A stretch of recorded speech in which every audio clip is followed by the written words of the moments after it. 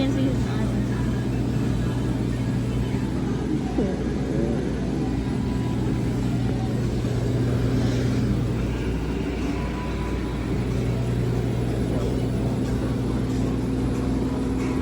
So we're doing laundry for an Airbnb right now, and one of my kids is sleeping.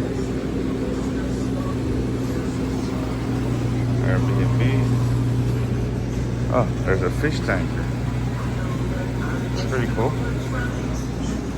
There's a fish tank in this laundromat in Avondale.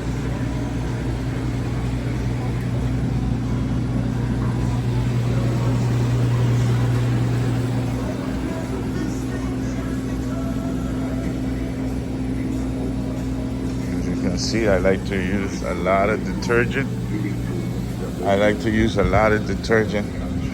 That's what people like about my Airbnbs.